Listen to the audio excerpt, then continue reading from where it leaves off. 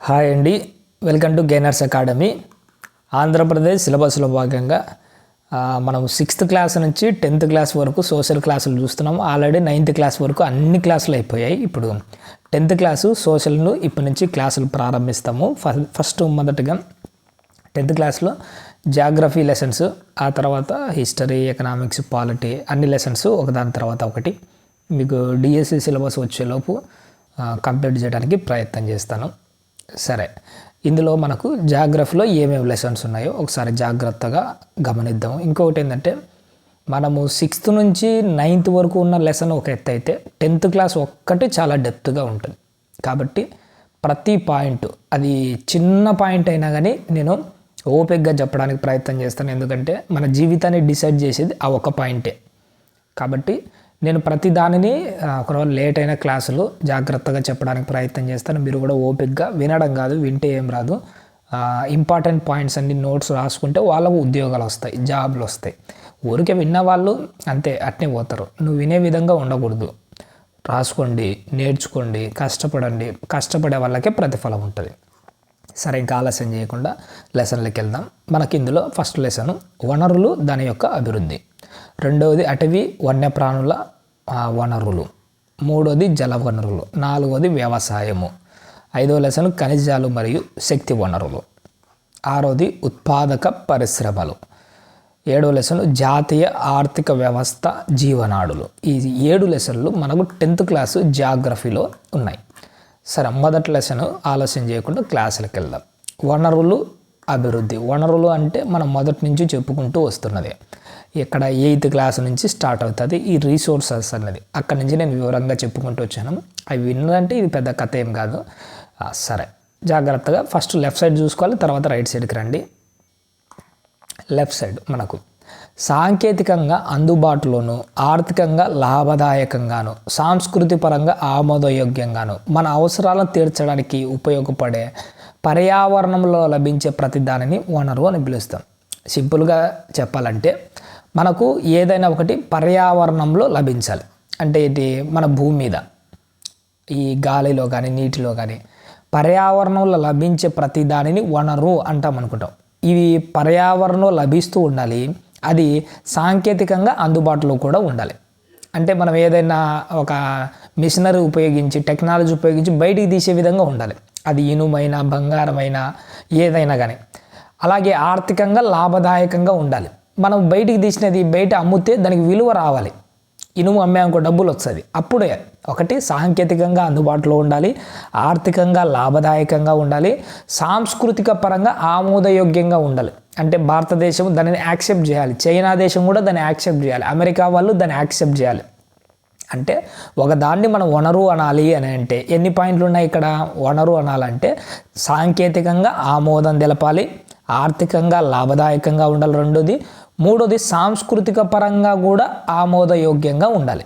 ఈ 3 యాక్సెప్ట్ చేసి పర్యావరణంలో కూడా లభించే ప్రతి దానిని వనరు అంటాం. అర్థమైందే కాన్సెప్ట్? వాడు ఎగ్జామ్లో ఏమని అడుగుతాడు?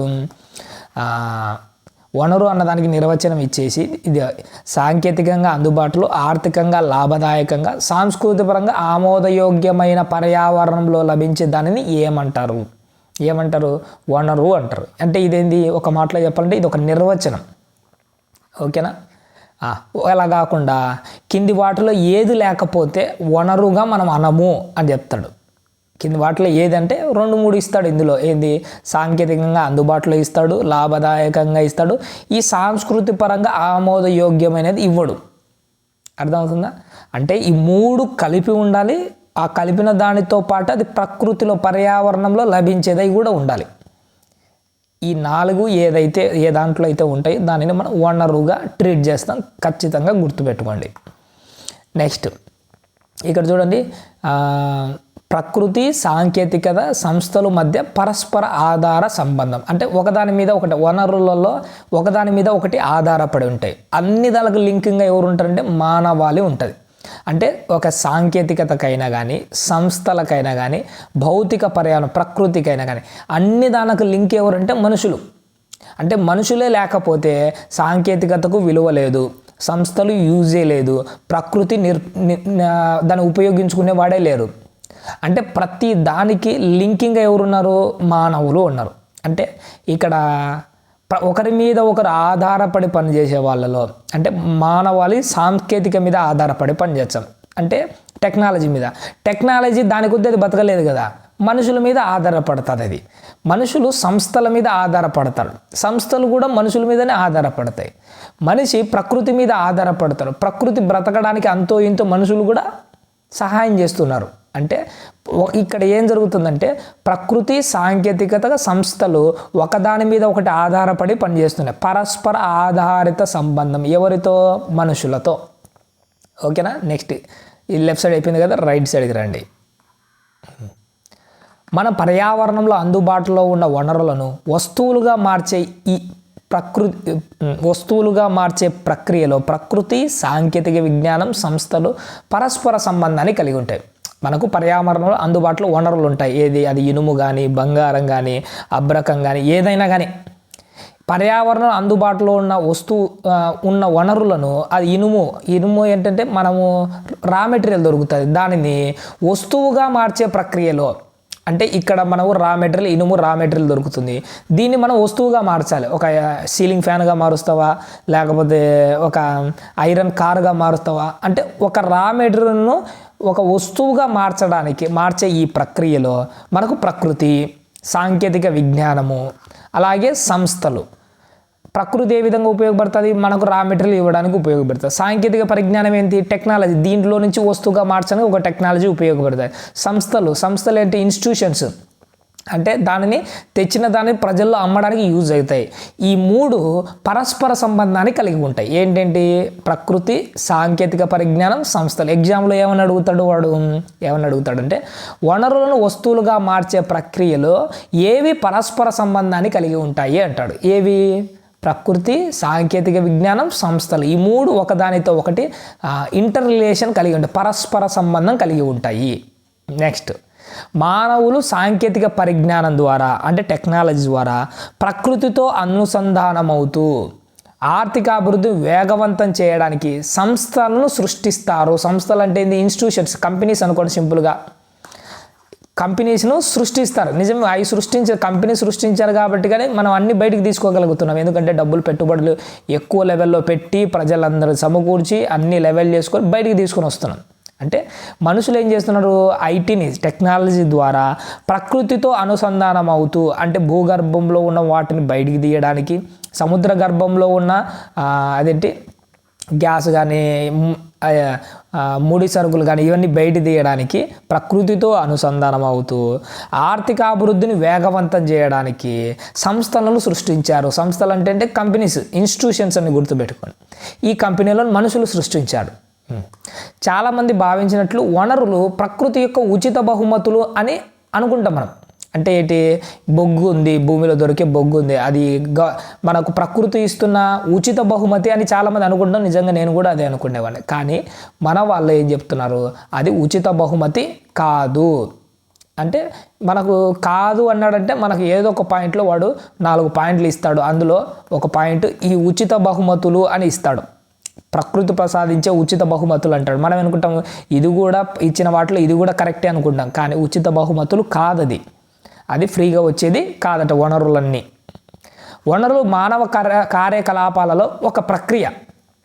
వనరులు అన్నవి మానవ కార్యకలాపాలలో ఒక ప్రక్రియ. ఎందుకు ఒక ప్రక్రియ? భూమిలో దొరుకుతున్న వాటిని బయటికి తీసుకొని వచ్చి ఉపయోగపడే విధంగా మారుస్తున్నాం. అర్థమవుతుందా? ఫ్రీగా దొరుకుతున్నది అని అనుకుంటున్నాం, కానీ భూమిలో దొరికే ఈ బొగ్గును మనకు ఉపయోగపడే విధంగా కరెంటు తయారు చేయడానికి ఉపయోగించుకుంటున్నాం. అంటే మానవ కార్యకలాపాలలో ఈ వనరులు అన్నవి కూడా ఒక ప్రక్రియ. మానవులు స్వయంగా వనరులలో ముఖ్యమైన భాగము. ఇప్పుడు మనం వనరులు ఉపయోగించుకుంటాం. రెండోది అంటే మానవులు కూడా ఒక వనరే. అప్పుడు first 9th class 8th class నుంచి కూడా చెప్పుకుంటూ వస్తున్నాం. మానవులు వనరులను ఉపయోగించుకుంటారు. నిజంగా చెప్పాలంటే మానవులు కూడా ఒక వనరే. నెక్స్ట్, మనుషులు పర్యావరణంలో లభించే పదార్థాలను వనరులుగా మార్చి వాటిని ఉపయోగించుకుంటాం. మనం ఏం చేస్తాము? పర్యావరణంలో దొరికే వాటిని రా మెటీరియల్ కానీ ఇనుము కానీ ఉక్కు కానీ ఏదైనా కానీ దానిని మనం ఏం చేస్తాము? ఒక వనరుగా మార్చి ఉపయోగించుకుంటాం. అవి ఇక్కడ మనం నేర్చుకోవాల్సింది. నెక్స్ట్, వనరులు వాటిని యొక్క రకాలు వర్గీకరణ ఇచ్చినారు చూద్దాం. వనరులను పుట్టుక ఆధారంగా వాటిని జీవ నిర్జీవ వనరులు అని 2 రకాలుగా విభజిస్తాం. అంటే అవి పుట్టుక ఆధారంగా వనరుల పుట్టుక ఆధారంగా జీవ నిర్జీవ వనరులు అంటాం. ఉదాహరణకు జీవ వనరులు అంటే ప్రాణం ఉన్నవి అంటే ఏంటి, జంతువులు, పక్షులు, ఇవన్నీ జీవ వనరులు. నిర్జీవ వనరులు అని అంటే ఏంటి, పెట్రోలు, అలాగే ఇనుము, ఉక్కు, ఇవన్నీ వాటికి ప్రాణం లేదు. ప్రాణం ఉన్నవి ఏంటి, పక్షులు, జంతువులు, మనుషులు, మొక్కలు, ఇవన్నీ ప్రాణం ఉన్నవి, ప్రాణం లేనివి అని పుట్టుక ఆధారంగా, దేని ఆధారంగా జీవ నిర్జీవ వనరులుగా విభజిస్తారు అంటారు, పుట్టుక ఆధారంగా. నెక్స్ట్ క్షీణత ఆధారంగా మళ్ళీ 2 రకాలుగా వనరులను విభజించారు. ఏంటి, పునరుత్పాదకమైనవి, పునరుత్పాదకం కానివి. అంటే ఏంటి, మళ్ళీ రీసైకిల్ అయ్యేది. ఉదాహరణకు సూర్యుడి వచ్చే సోలార్ శక్తి, అది ఏంటి, పునరుత్పాదకమైనది, పదే రిపీట్ అవుతుంటుంది. కానీ ఇది పునరుత్పాదకమైనది. పునరుత్పాదకం కానివి కూడా ఉంటాయి. బొగ్గు ఉంది, తవ్వే కొద్దీ ఏమైపోతుంటుంది, అది బయటికి తవ్వే కొద్దీ కొన్ని రోజుల తర్వాత అయిపోతుంది. అర్థమవుతుందా? పునరుత్పాదకమైన వాటికి వనరులకు గాలి, నీరు, అక్కడి నుంచి గాలి, భూమిలో దొరికే నీరు పక్కన పెట్టండి, ఎందుకంటే భూమిలో దొరికే నీరు వాడే కొద్దీ అయిపోతుంటుంది. ఇప్పుడు గాలి ఎంత వాడినా అయిపోదు, సూర్యుడి వచ్చే శక్తి ఎంత వాడినా అయిపోదు. వీటిని పునరుత్పాదకమైనవి అని చెప్పొచ్చు. పునరుత్పాదకం కానివేంటి, అవే పెట్రోలు, ఈ భూమిలో దొరికే లోహాలు, వీటన్నిటి గురించి మాట్లాడచ్చు. సరే, యాజమాన్యం ఆధారంగా మన వనరులను మళ్ళీ రకాలుగా విభజించారు. ఏంటి, వ్యక్తిగత, సామాజిక, జాతీయ, అంతర్జాతీయ వనరులు అని. కొంతమందికి వ్యక్తిగత ఉంటాయి, కొన్ని సమాజానికి సంబంధించినవి ఉంటాయి, కొన్ని ఒక జాతీయ, ఒక దేశానికి సంబంధించినవి ఉంటాయి, కొన్ని వనరులు అంతర్జాతీయ లెవెల్లో ఉంటాయి. నెక్స్ట్ లాస్ట్ది ఏంటంటే అభివృద్ధి స్థితి ఆధారంగా సంభావ్య అంటే పనిచేయు శక్తి కలిగినవి, అభివృద్ధి చెందిన సరుకు మరియు నిల్వలు. దీని గురించి ఏం ప్రస్తావన చేయలేదు, నాకు కూడా ఏం అర్థం కాలేదు, వాడు మెన్షన్ చేసినాడు, మనం చదువుకోవాలి అంతే, గుర్తుపెట్టుకోండి. అభివృద్ధి స్థితి ఆధారంగా సంభావ్య అంటే వాడు అర్థం ఏమి ఇచ్చినాడు, పనిచేయు శక్తి కలిగినవి అని ఒకటి. అలాగే 2వ పాయింట్ ఏమి ఇచ్చినాడు, అభివృద్ధి చెందిన సరుకు మరియు నిల్వలు అని ఇచ్చాడు. ఇది యాజ్ ఇట్ ఈస్గా ఎలా ఉంటే అలానే నేర్చుకోండి, గుర్తుపెట్టుకోండి. ఇక్కడ వీడు మెయిన్గా ఒక బాక్స్ ఇచ్చాడు. ఈ బాక్స్ అనేది చాలా ఇంపార్టెంట్. ఈ బాక్స్ ఎలా నేర్చుకోవాలో నేను చెప్తాను చూడండి. ఫస్ట్ వనరులను ఏ రకాలుగా విభజించాడంటే సహజ వనరులు, మానవ సంబంధ వనరులు. వనరుల్లో మెయిన్గా 2 రకాలు ఉన్నాయి, సహజ వనరులు, మానవ సంబంధ వనరులు. సరే, ఫస్ట్ సహజ వనరుల కిందికి వద్దాం. సహజ వనరులు ఏమున్నాయి, పునరుత్పాదకమైనవి, పునరుత్పాదకం కానివి.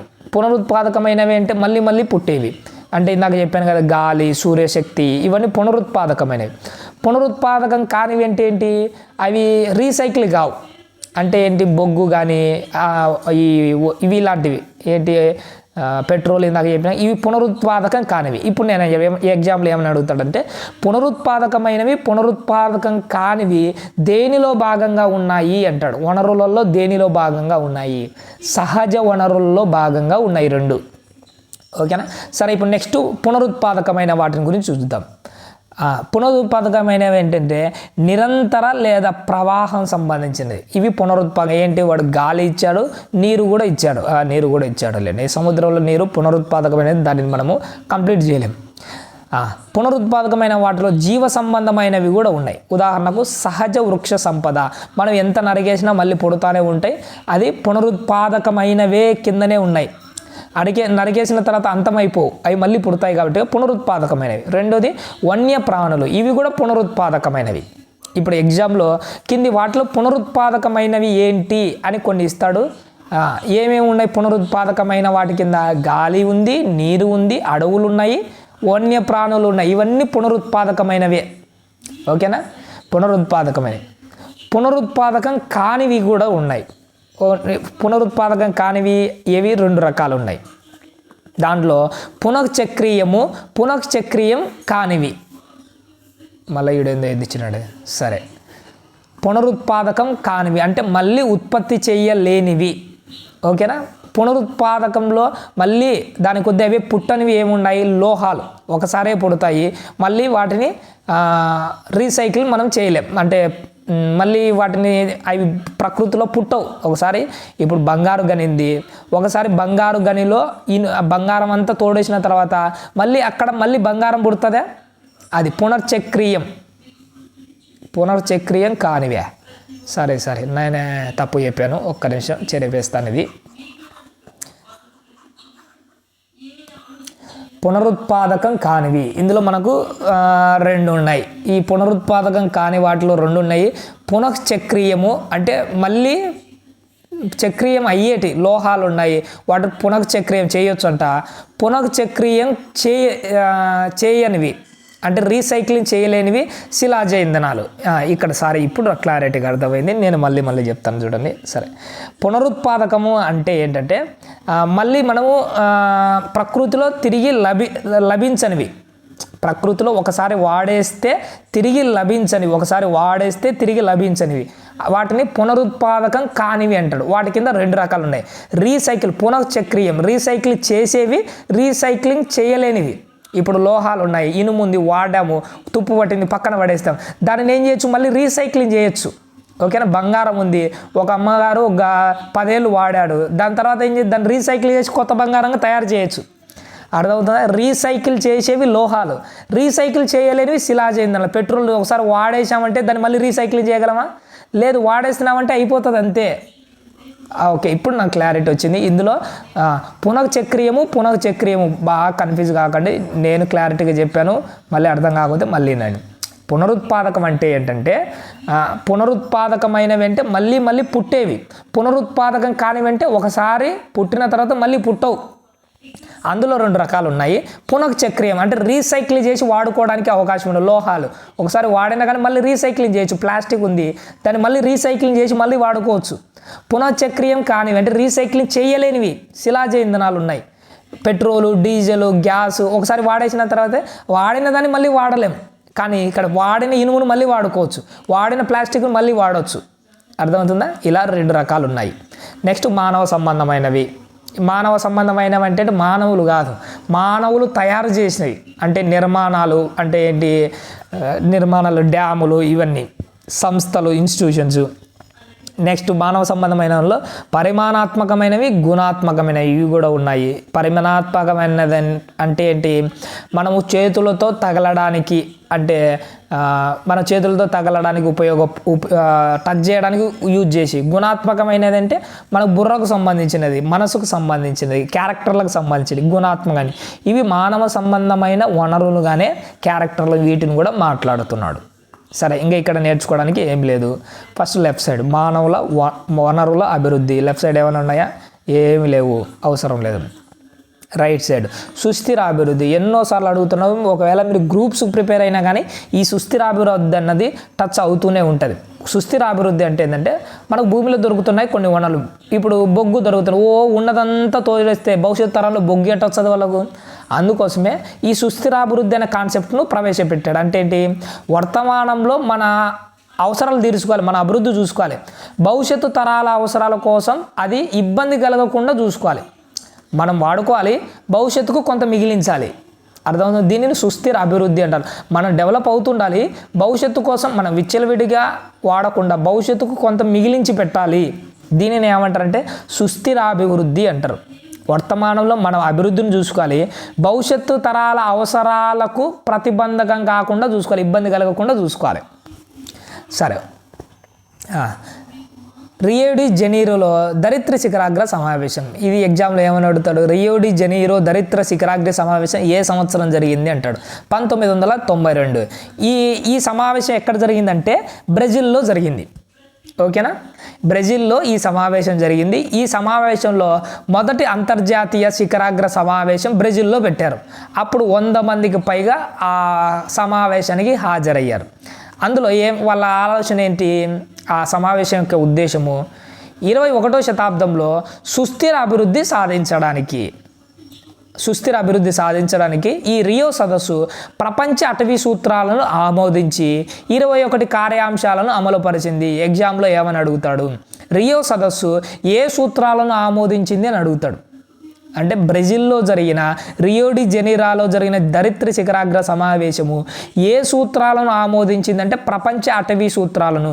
ఇది దేనికి సంబంధించింది, మెయిన్గా చెప్పాలంటే సుస్థిరాభివృద్ధికి సంబంధించిన ప్రోగ్రాం, అది సమావేశం. అందులో ఎన్ని కార్యాంశాలను అమలు పరిచారంటే 21 కార్యాంశాలను అమలు పరిచాడు. ఈ సమావేశం ఏ సంవత్సరంలో జరిగిందంటే 1992. ఎక్కడ జరిగిందంటే బ్రెజిల్లో జరిగింది. ఇలా క్వశ్చన్స్ మార్చి అడుగుతాను. నేను అన్ని క్వశ్చన్స్ చెప్పాను, మీరు జాగ్రత్తగా చూసుకోండి. సరే, ఇందాక వీళ్ళు 21 కార్యాంశాలని చెప్పారు కదా, దానిని ఏమంటారంటే 21 కార్యాంశాల జాబితా అజెండా 21 అంటారు. అజెండా 21. ఇప్పుడు ఎగ్జామ్లో ఏమంటాడు, అజెండా 21 అనే కార్యాంశాలను ఏ సమావేశంలో భాగంగా అమలు పరిచారు అంటారు. బ్రెజిల్లో జరిగిన రియో డి జనీరోలో జరిగిన సమావేశం. ఈ సమావేశానికి ఇంకొక పేరు కూడా ఉంది. ఏంటి? బ్రెజిల్లో జరిగిన ఆ సమావేశానికి ఇంకొక పేరు ఐక్యరాజ్య సమితి పర్యావరణం మరియు అభివృద్ధి సదస్సు. బ్రెజిల్లో జరిగిన ఆ సమావేశానికి ఇంకొక పేరు ఐక్యరాజ్య సమితి పర్యావరణం మరియు అభివృద్ధి సదస్సు. దీనిని ఇంగ్లీష్లో యుఎన్సిఈడి అంటారు.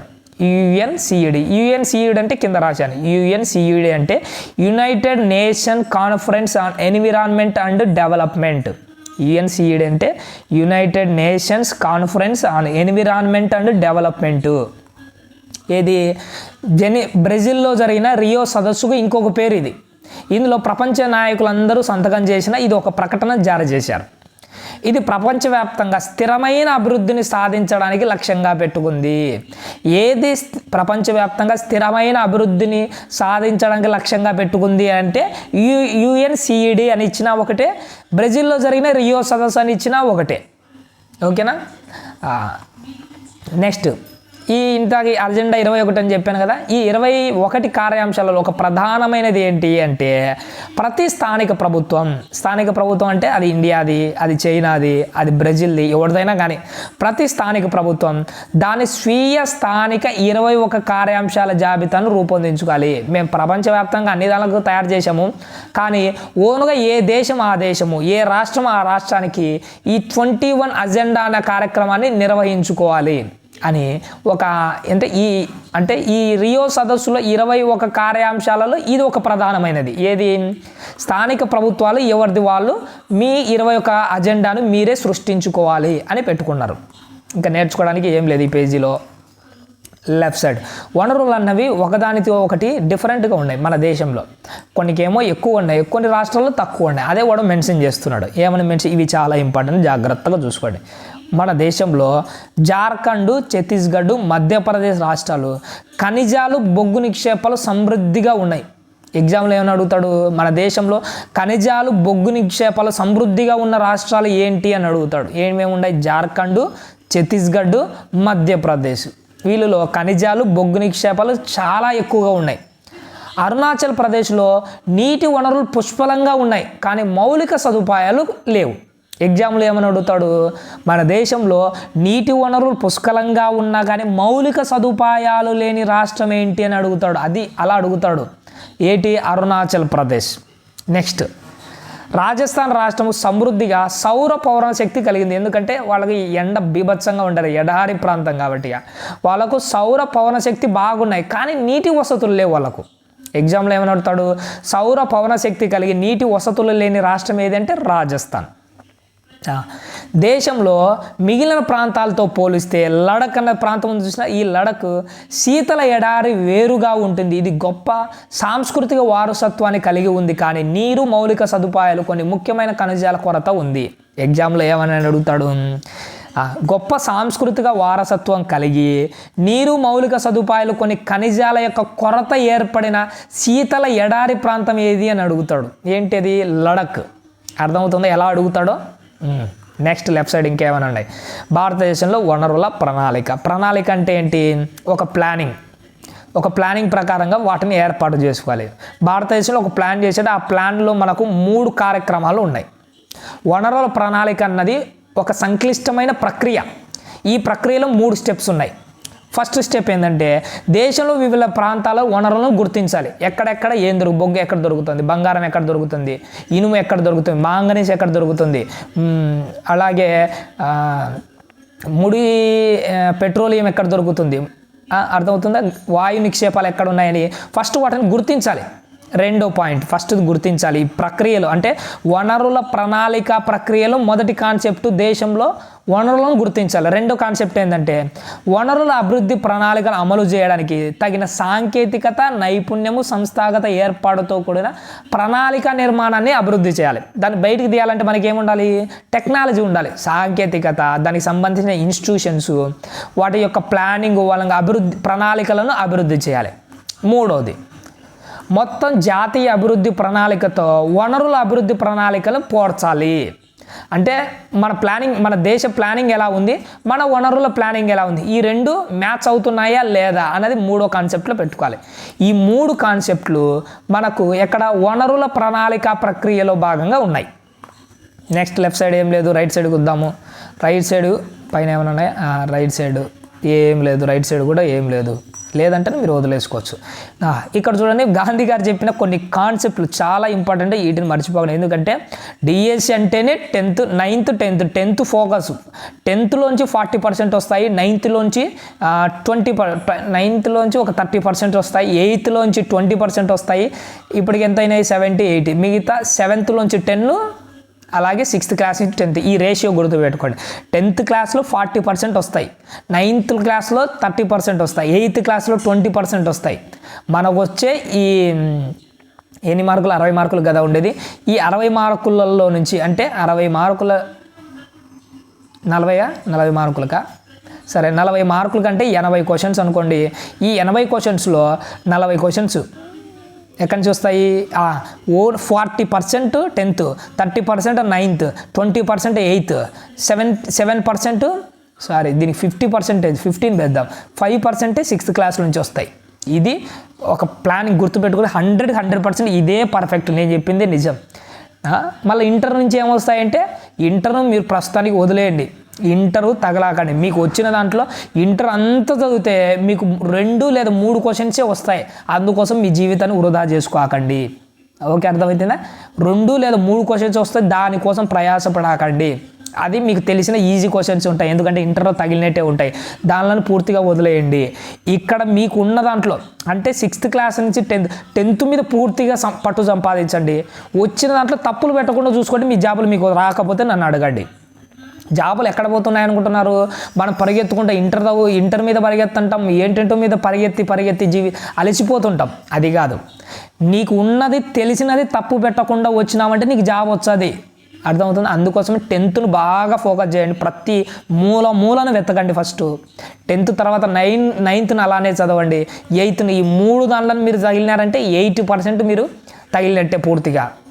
ఇంకా 7th 6th వాటిని కూడా వదిలేయకండి, అందులోంచి కూడా క్వశ్చన్స్ వస్తాయి. ఓకేనా? సరే, గాంధీ గారు ఏమన్నారు?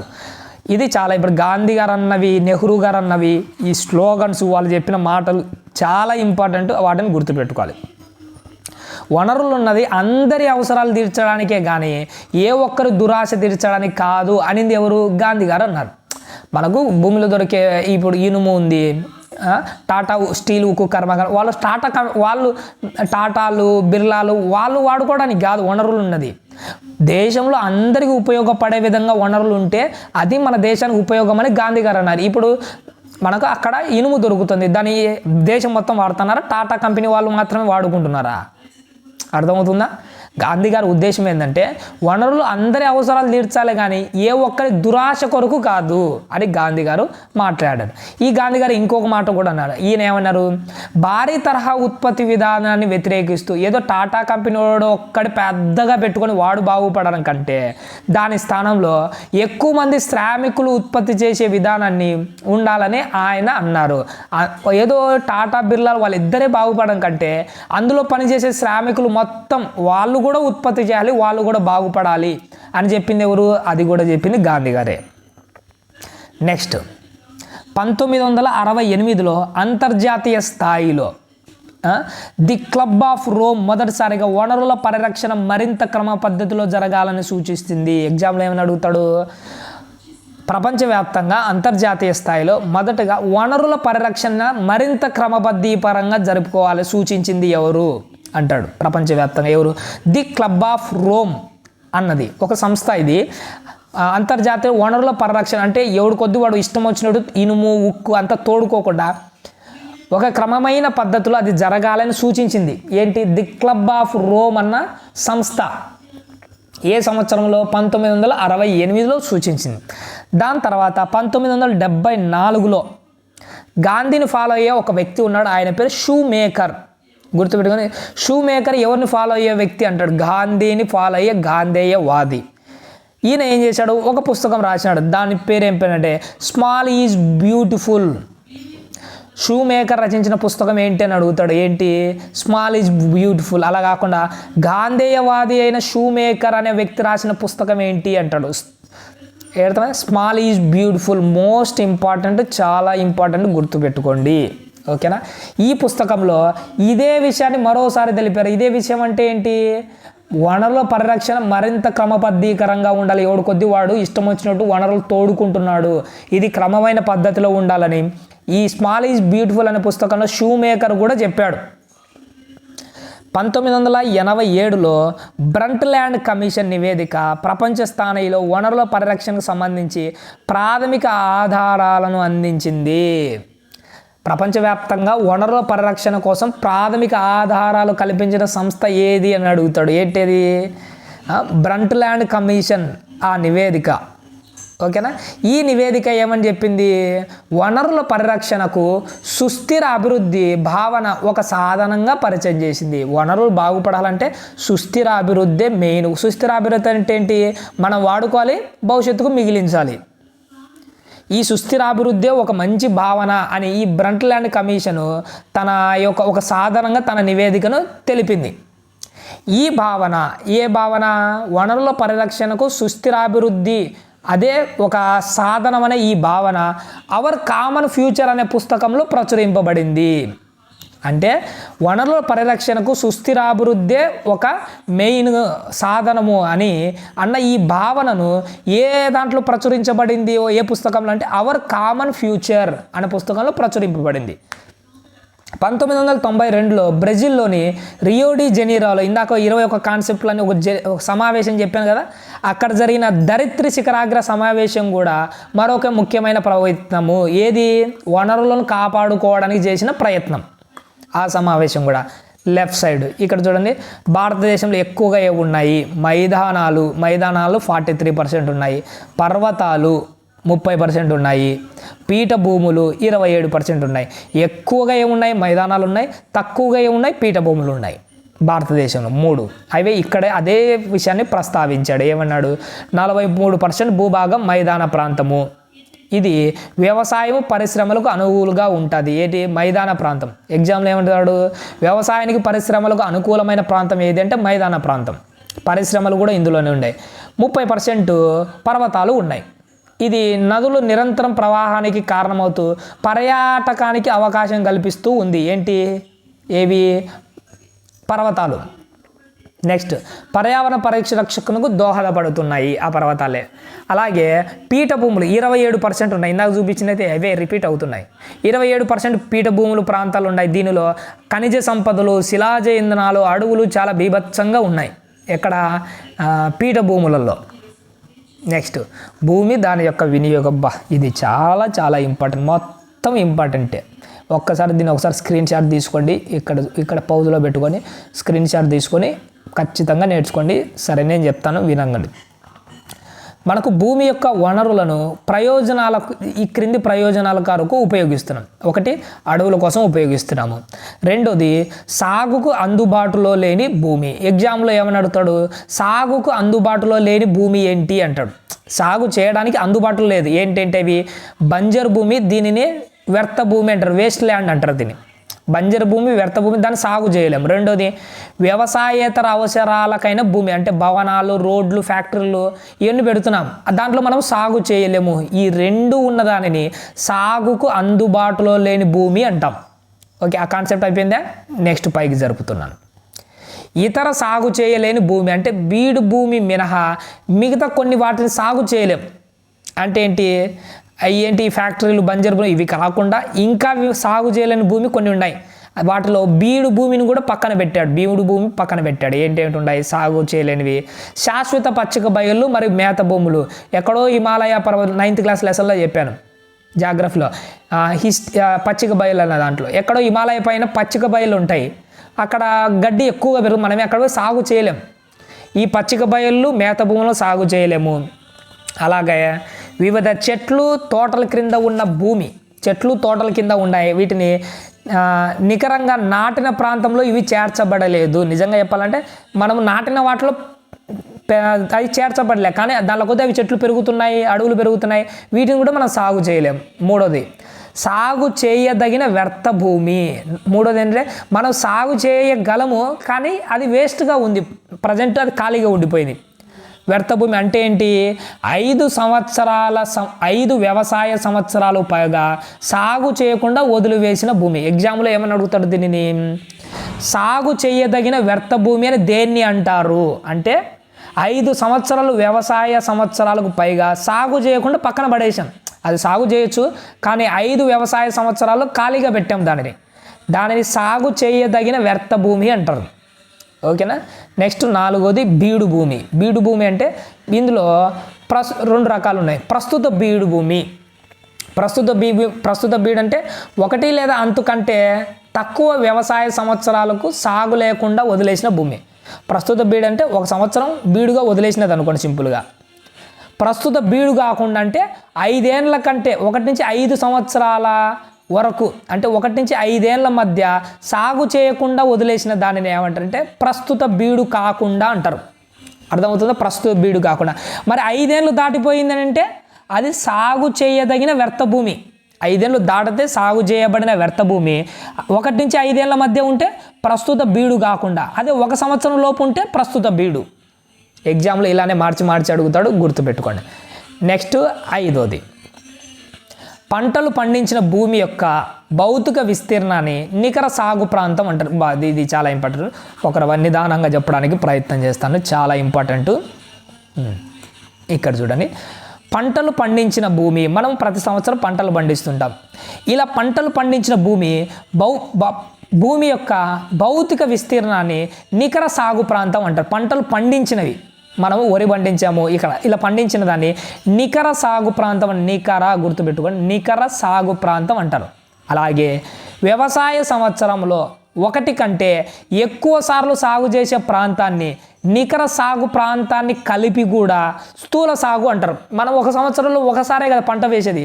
మన వాళ్ళైతే రబీలో ఒక పంట వేస్తారు, జియాద్లో ఒక పంట వేస్తున్నారు, అలాగే ఖరీఫ్లో ఒక పంట వేస్తున్నాడు. అంటే ఎక్కువ సార్లు 1 సంవత్సరంలో 1 కంటే ఎక్కువ సార్లు సాగు చేసే ప్రాంతాన్ని, నికర సాగు ప్రాంతాన్ని రెండిటిని కలిపి స్థూల సాగు ప్రాంతం అంటాం.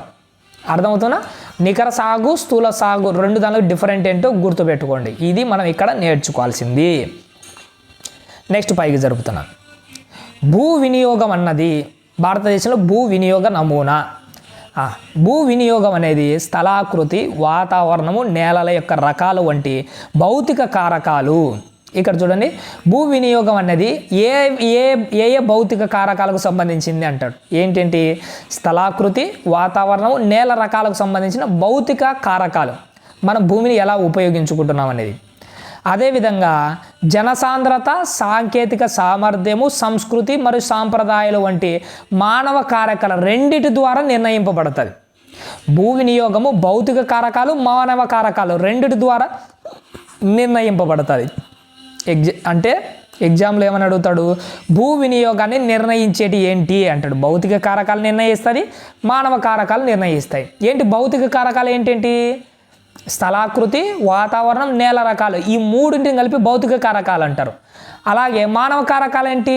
మానవ కారకాలు జనసాంద్రత, సాంకేతిక సామర్థ్యము, సంస్కృతి మరియు సాంప్రదాయాలు, వీటిని మానవ కారకాలు అంటాం.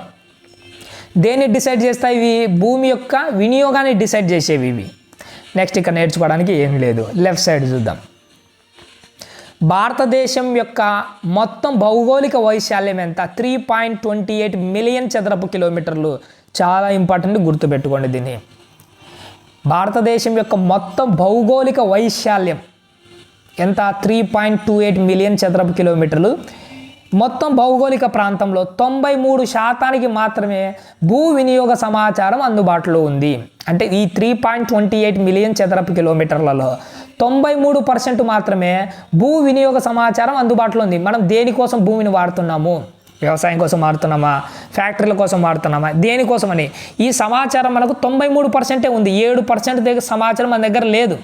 కారణం ఏంటంటే, ఎందుకంటే అస్సాం మినహా చాలా ఈశాన్య రాష్ట్రాలకు ఈ భూ వినియోగ నివేదిక పూర్తి కాలేదు. అంటే మనకు భారతదేశంలో భారతదేశం తీసుకుంటే ఓకేనా, ఇక్కడ ఈశాన్య రాష్ట్రాలని ఉంటాయి చూసినారా, ఇది శ్రీలంక, ఇది మన ఆంధ్రప్రదేశ్, ఇటువైపు ఉన్న ఈశాన్య రాష్ట్రాలు ఉంటాయి కదా, ఈశాన్య రాష్ట్రాలలో కేవలం అస్సాం రాష్ట్రానికి మాత్రమే ఈ భూ వినియోగ సర్వే అన్నది కంప్లీట్ అయిపోయింది.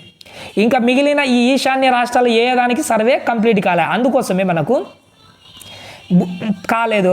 అంతేకాకుండా ఇంకా పాకిస్తాన్ చైనా ఆక్రమించిన జమ్మూ కాశ్మీర్ ఉంది చూసినారా, అందులో కూడా సర్వే పూర్తి కాలే. అందుకోసమే 93%కు మాత్రమే మనకు భూ వినియోగ సర్వే కంప్లీట్ అయిపోయింది. 7%కు ఇంకా కంప్లీట్ కాలేదు. ఓకే, అర్థమైంది కదా, కన్ఫ్యూజ్ కావకండి. ఎగ్జామ్లో ఏమని అడుగుతాడు, సరే ఎంత పర్సెంట్ సర్వే కంప్లీట్ అయింది? 93%. ఎంత పర్సెంట్ కాలేదు? 7% కాలేదు. ఎందుకు కాలేదు అంటే ఈశాన్య రాష్ట్రాలలో అలాగే పాకిస్తాను చైనా ఆక్రమించిన జమ్మూ కాశ్మీర్లో ఈ 7% సర్వే పూర్తి కాలేదు. ఇంకా ఎగ్జామ్లో ఏమని అడుగుతాడంటే భూ సర్వే అంటే భూ వినియోగ సమాచారం అందుబాటులో ఉన్న ఈశాన్య రాష్ట్రాలలో ఉన్న ఏకైక రాష్ట్రం ఏది అంటాడు. ఏది? అస్సాం ఒక్కటే. ఓకేనా, మార్చి అడుగుతాడు, గుర్తుపెట్టుకోండి. లెఫ్ట్ సైడ్ ఏం లేదు, రైట్ సైడ్కి వద్దాం.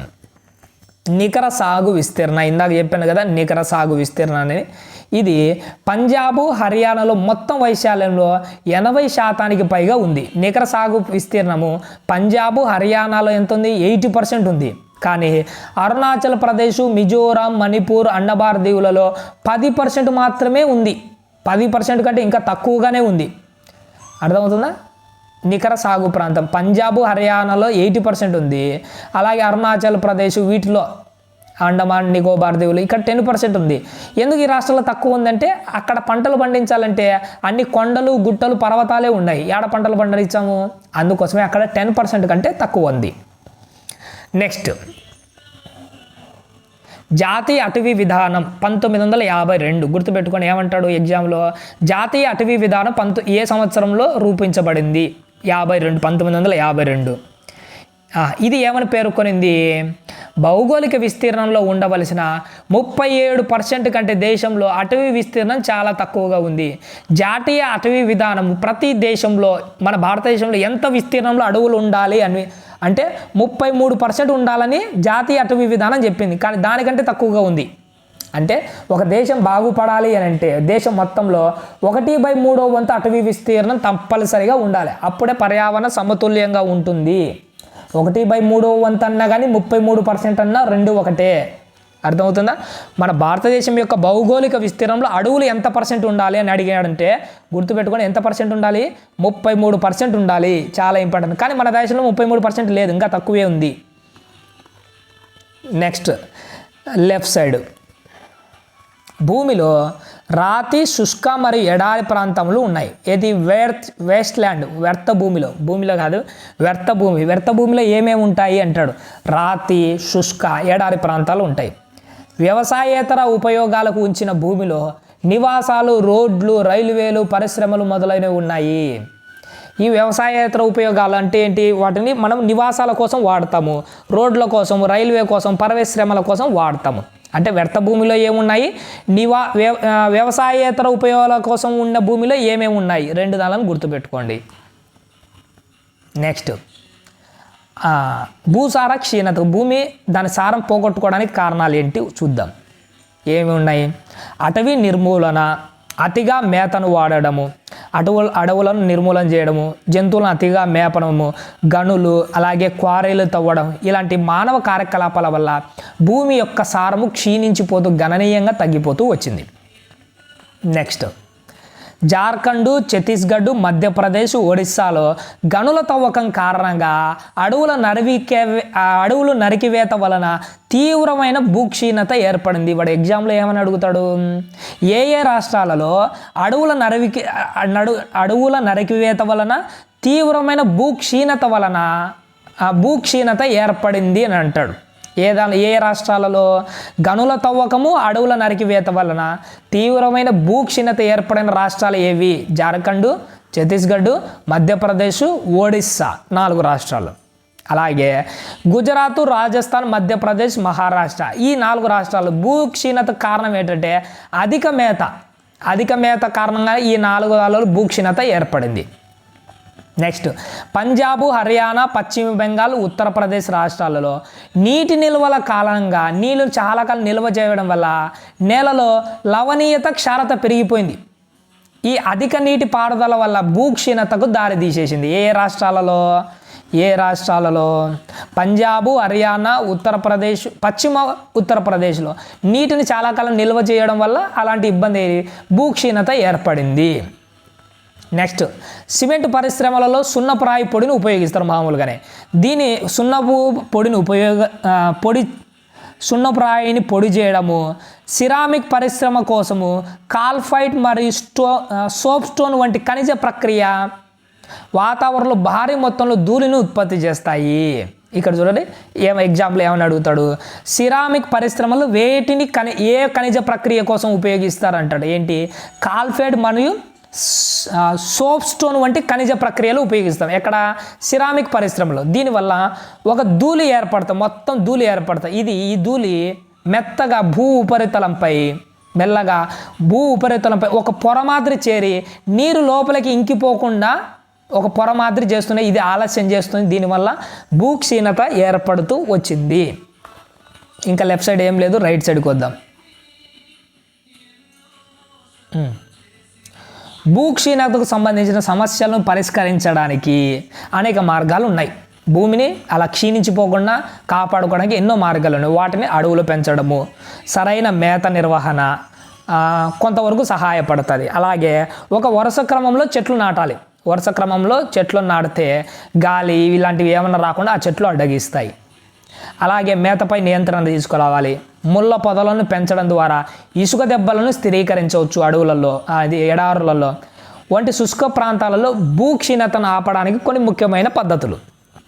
అలాగే శుద్ధి చేసిన తర్వాత ఫ్యాక్టరీలలో నుంచి వ్యర్థ పదార్థాలు వస్తాయి కదా, వాటిని సరైన క్రమంలో భూమిలోకి విడుదల చేస్తే పారిశ్రామిక సబర్బన్ ప్రాంతాలలో నేల నీటి క్షీణతను చాలా వరకు మనము తగ్గించుకోవచ్చు. నెక్స్ట్ ఒక వనరుగా నేల గురించి మాట్లాడదు. నేల గురించి మంచి కాన్సెప్ట్ ఉంది, చాలా ఇంపార్టెంట్. ఇక్కడ నుంచి క్వశ్చన్స్ రావడానికి చాలా అంటే చాలా అవకాశాలు ఉన్నాయి, అంత డెప్త్గా ఉంటుంది. ఒకసారి చూద్దాం. నేల అన్నది అత్యంత ముఖ్యమైన పునరుత్పాదక సహజ వనరు. అంటే పునరుత్పాదకమైనది అంటే మళ్ళీ పుట్టేది. నేల అంటే ఉదాహరణకు మీరు నేల అంటే ఏదో భూమి అంతా అని కాదు, భూమిలోంచి చాలా పైకి ఉంటుంది, పైకి లోపల చాలా ఉంటుంది. కానీ నేల అంటే ఏంటి? కొన్ని సెంటీమీటర్ల లోతు వరకే, అంటే భూమి నుంచి ఉదాహరణకు కొన్ని సెంటీమీటర్ల లోపల వరకే దాని పైన ఉన్నదాన్ని మనం నేల అంటాం. మిగతా దాన్ని అంతటి భూమి అంటాం. భూమి వేరు, నేల వేరు. మన పంటలు పండడానికి కారణం ఏంటంటే పైన నేల, సారవంతమైన నేలనే కారణం. ఓకేనా? అంటే మన ఉపరితలం నుంచి కొంత భూమి లెవెల్ ఇక్కడ నుంచి కొన్ని సెంటీమీటర్ల కిందికి ఉన్నదాన్ని మాత్రమే నేల అంటాం. ఇది పునరుత్పాదకమైనది. ఇది అయిపోతుంది. సరే, ఇది పునరుత్పాదకమైనది. ఛార్జింగ్ 10% ఉంది. సరే, మధ్యలో చూసుకుంటుంటానులేండి. ఒక 5% వచ్చేసిన తర్వాత ఎంత దూరం ఉన్నారని క్లాసు క్లోజ్ చేస్తాను. నెక్స్ట్, నేల అత్యంత పునరుత్పాదకమైన వనరు. ఎత్తుపల్లాలు, అలాగే మాతృశిల లేదా ఆధారశిల శీతోష్ణ స్థితి అంటే మన నేలను నిర్ణయించే కారకాలు. ఒక నేల ఏర్పడడానికి ఏమేమి ఉన్నాయి? ఎత్తుపల్లాలు, మాతృశిల అంటే ఏంటి? భూమి లోపల నుంచి ఉండేది, అది మాతృశిల. నేను తర్వాత చూపిస్తాను. మాతృశిల, దీన్ని ఆధారశిల అంటారు. శీతోష్ణ స్థితి, వృక్ష సంపద, ఇతర రకాల జీవరాశులు, కాలము మొదలైనవి నేల ఏర్పడడానికి ముఖ్యమైన కారణాలుగా పనిచేస్తాయి. నేల ఏర్పడడానికి పైన ఉన్న కారణాలన్నీ పనిచేస్తాయి. కాస్త స్పీడ్గా చెప్పడానికి ప్రయత్నం చేస్తాను. ఇంకా ఉష్ణోగ్రతలో మార్పులు, అలాగే నీటి ప్రవాహ చర్యలు, గాలి, హిమనీ నదాలు, శైథిల్య పదార్థాలు, కార్యకలాపాలు మొదలైనవి ప్రకృతి యొక్క వివిధ శక్తులు నేల ఏర్పడడానికి దోహదం చేస్తాయి. అవే కాకుండా నేలలో జరిగే రసాయన సేంద్రియ పదార్థాలు కూడా చాలా ముఖ్యమైనవే. ఇక్కడ చూడండి, ఇది నేల యొక్క పొర, ఒకసారి చూసుకోండి. సరే, కాస్త స్పీడ్గా వెళ్ళిపోదాము. నేలలో రకాలు, ఒండ్రు నేలలు, ఇవి అత్యంత విస్తారంగా ఉన్నవి.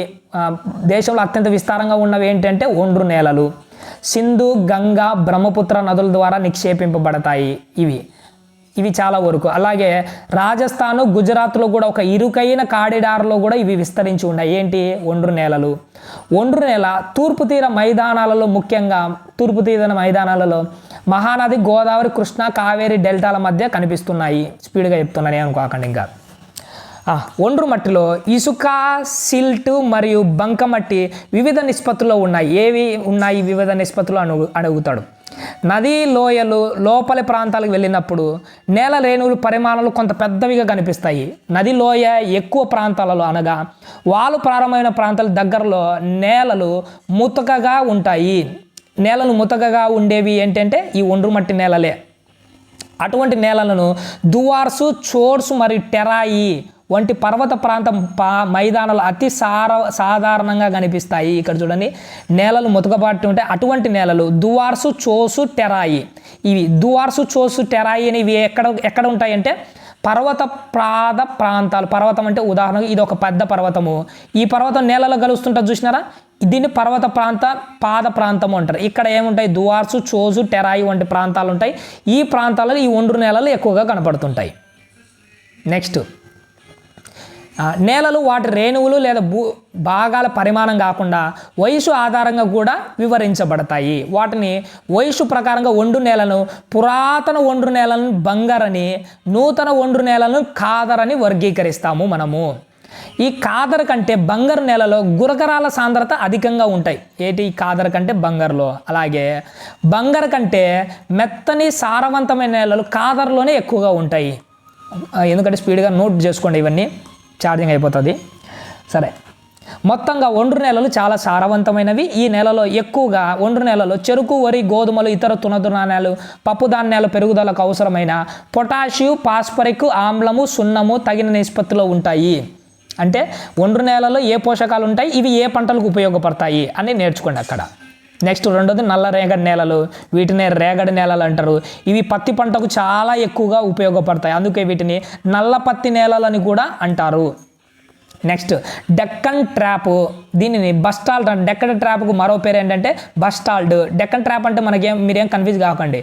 మనకు భారతదేశంలో ఈ కింద ప్రాంతంలో ఉంటుంది, ఇది దక్కన్ పీఠభూమి. దీన్ని డెక్కన్ ట్రాప్ అంటారు. ఈ ప్రాంతాల్లో ఎక్కువగా ఈ రకమైన నేలలు కనిపిస్తాయి. ఏ నేలలు? నల్ల రేగడి. వాయువ్య దక్కన్ పీఠభూమిలో విస్తరించి ఉంది ఇది. అలాగే మహారాష్ట్ర, సౌరాష్ట్ర, మాల్వా, మధ్యప్రదేశ్, ఛత్తీస్గఢ్ ప్రాంతాలలో ఈ పీఠభూములలో ఇది ఎక్కువగా వ్యాపించి ఉంది. ఇది పూర్తిగా బంకమట్టితో ఏర్పడుతుంది. అత్యుత్తమైన నేలలు. తేమను నిలుపుకునే సామర్థ్యానికి ప్రసిద్ధి చెందిన నేల ఏంటంటే నల్లరేగడి నేలనే. నెక్స్ట్, ఈ నెలలో నల్లరేగడి నేలలో కాల్షియం కార్బోనేటు, మెగ్నీషియం, పొటాషియం, సున్నం వంటి పోషకాలు పుష్కలంగా ఉంటాయి. పోషకాలు ఖచ్చితంగా నేర్చుకోవాలి. సాధారణంగా ఫాస్ఫరస్ మోతాదు తక్కువగా ఉండే నేల ఏంటి అని అడుగుతాడు. ఏంటి? నల్లరేగడి నేలనే. ఇందులో వేడి వాతావరణంతో లోతైన పగుళ్ళు ఏర్పడి నేలలో వాయు ప్రసరణకు ఉపయోగపడతాయి. ఇలా పగుళ్ళు ఏర్పడి వాయు ప్రసరణకు ఉపయోగపడే నేలలు అంటే నల్లరేగడి నేలరే.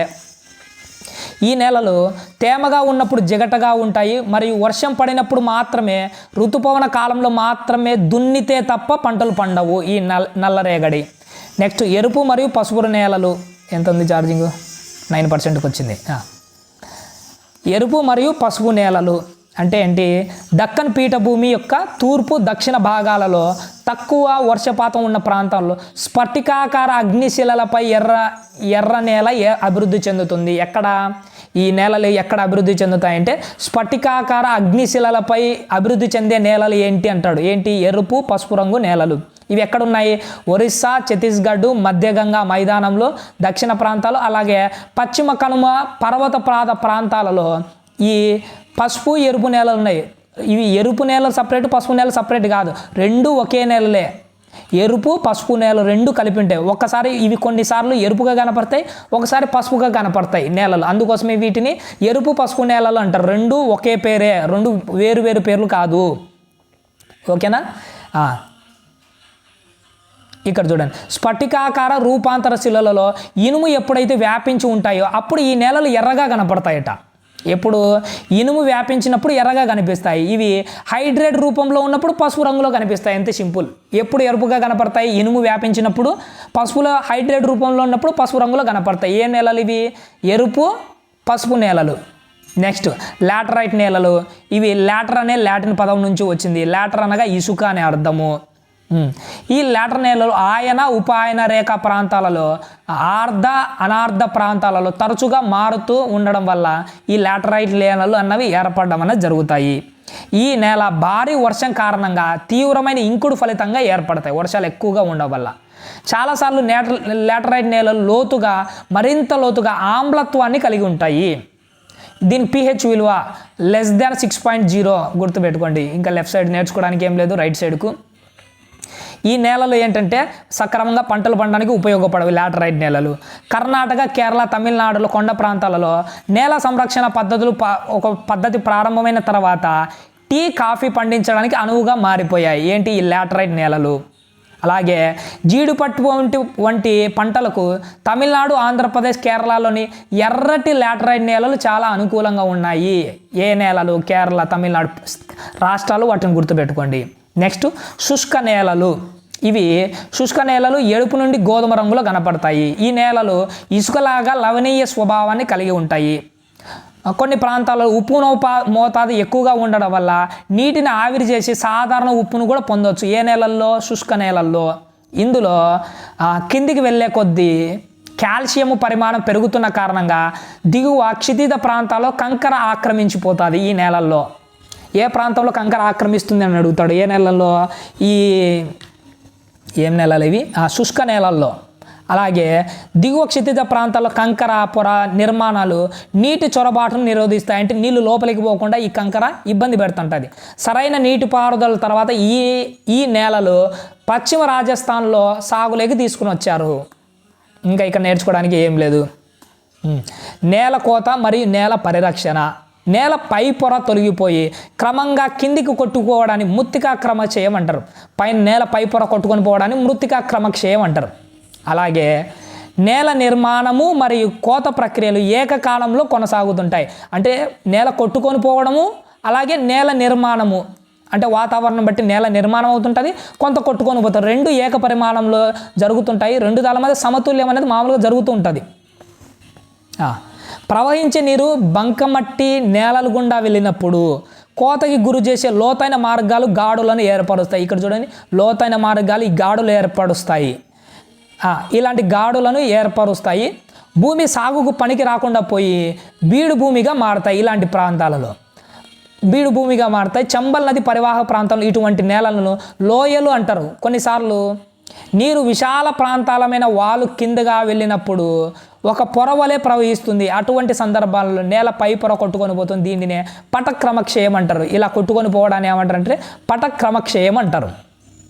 గాలి వీచేటప్పుడు చదునైన లేదా వాలుగా ఉన్న భూమి, వదులుగా ఉన్న మట్టి కొట్టుకొని పోవడాన్ని పవన క్రమక్షయం. పవన అంటే ఏంటి? గాలికి భూమి కొట్టుకొని పోవడం. పవన క్రమక్షయము. నీటికి భూమి కొట్టుకొని పోవడాన్ని పటక్రమక్షయం అంటాం. ఇంకా లెఫ్ట్ సైడ్ నేర్చుకోవడానికి ఏం లేదు, రైట్ సైడ్ చూద్దాం. లోపభూయిష్టమైన వ్యవసాయ పద్ధతులు కూడా నేల కోతకు కారణమవుతాయి. వాలుగా ఉన్న ప్రాంతాన్ని పైనుండి కిందికి తప్పుడు పద్ధతిలో దున్నడం వల్ల నీరు త్వరగా ప్రవహించిన మార్గాలు క్రమక్షయాన్ని. ఇప్పుడు ఈ భూమి ఇలా కొండ ప్రాంతము, ఈ వాటర్ ఇలా పోతుంటాయి. మనం దున్నేది ఇలా స్ట్రైట్గా దున్నకూడదు, కొండకు ఇటు అడ్డంగా దున్నాలి. అర్థమవుతుందా? ఇలా కాంటూరు రేఖల ఇలా కొండకు అడ్డంగా దున్నడాన్ని ఏమంటారంటే కాంటూరు దున్నుడు అంటారు. కాంటూరు రేఖల వెంట దున్నడం వల్ల వాళ్ళ నుండి నీటి ప్రవాహాన్ని తగ్గించు. ఇలా పడిపోయే స్పీడ్గా పడిపోయేటప్పుడు మనం అడ్డంగా దున్నాం కదా, ప్రతి చోట స్లో అవుతూ వస్తాయి వాటర్. దానివల్ల భూమి కొట్టుకోకుండా పోతుంది. దీన్ని కాంటూరు దున్నుడు అంటారు. నెక్స్ట్ సోపాన వ్యవసాయము క్రమక్షయాన్ని అరికడుతుంది. సోపాన వ్యవసాయం అంటే ఏంటి?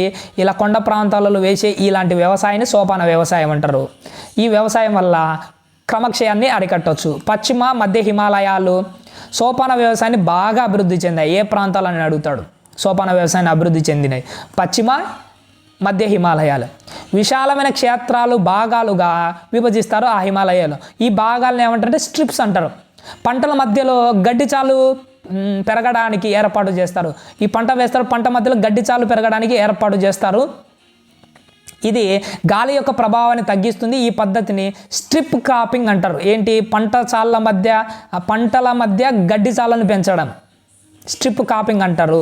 అలాగే ఆశ్రయాన్ని కల్పించడానికి చెట్లను వరుస క్రమంలో నాటుతాడు. ఈ పంటను కాపాడడానికి చెట్లు అంటే పంట మొదట్లో చెట్లను వరుస క్రమంలో నాటుతాడు. వీటిని ఏమంటారు? షెల్టర్ బెల్టులు అంటారు. అలా మాటల వల్ల గాలి యొక్క తీవ్రతను తగ్గిస్తుంది. అటువంటి చెట్ల వరుసను షెల్టర్ బెల్టులు అంటారు. ఈ షెల్టర్ బెల్ట్లు ఇసుక దిబ్బల స్థిరీకరణకు, పశ్చిమ ప్రాంతాల్లో ఎడారుల స్థిరీకరణకు గణనీయంగా దోహదపడతాయి. ఇసుక దిబ్బల స్థిరీకరణకు, ఎడారి స్థిరీకరణకు ఏవి దోహదపడతాయని అడుగుతాడు. Shelter belt. ఈ షెల్టర్ బెల్ట్ పంటను కూడా కాపాడతాయి. నెక్స్ట్ ఇంకా ఏమైనా నేర్చుకోవడానికి ఉందా? అయిపోయిందిలేండి, ఛార్జింగ్ అయిపోయినా ఏం పర్లేదు. ఎందుకంటే ఇంత క్లాస్ చేసి ఇది మధ్యలో స్విచ్ ఆఫ్ అయిపోయింది అనుకోండి, ఛార్జింగ్ చేసుకుందాం ఒకసారి. 7% ఉంది. మధ్యలో స్విచ్ ఆఫ్ అయిపోతే మీ క్లాస్ అంతా వృధా అయిపోతుంది. మళ్ళీ నేను గంట సేపు చెప్పాలంటే నాకు ఓపిక ఉండదు. సరే, మల్టిపుల్ ఛాయిస్ క్వశ్చన్ చూద్దాం. పంజాబ్లో భూక్షీణతకు కారణం ఏంటి? అధిక నీటిపారుదల. ఏ రాష్ట్రంలో సోపాన వ్యవసాయం అమల్లో ఉంది? ఉత్తరాఖండ్. ఇందాక చెప్పాను కదా, మధ్య హిమాలయాలు ఇవన్నీ హిమాలయాల్లోనే ఉన్నాయి. మిగిలినవి ఏంటి? హిమాలయ పర్వతాల్లో లేవు. పంజాబ్ కానీ, ఉత్తర మైదానాలు కానీ, హర్యానా కానీ ఇవన్నీ హిమాలయాల్లో లేవు. ఉత్తరాఖండ్ హిమాలయాలకు దగ్గరగా ఉంది. ఏ రాష్ట్రాల్లో నల్లరేగడి నేల ఎక్కువగా ఉంటుంది? మహారాష్ట్రలో. ఇది ఓకేనండి, ఇంతే, ఇంకా ఏం లేదు. 10th క్లాస్ అంటేనే కాస్త డెప్త్గా ఉంటుంది, క్లాసులు పెద్దగా ఉంటాయి. నా సమయాన్ని కుదుర్చుకొని మీకు లెసన్లు చేయడానికి ప్రయత్నం చేస్తాను. ఇంకొకటి ఏంటంటే, రేపు మన్నాడు నేను ప్రోగ్రామ్ మీద ఫ్యామిలీతో కలిసి వెళ్ళిపోతున్నాను. కాబట్టి రేపు మన్నాడు వీలైనంత వరకు క్లాసులు రాకపోవచ్చు, తర్వాత కంటిన్యూ చేస్తాను. థ్యాంక్ యూ అండి, థ్యాంక్ యూ వెరీ మచ్.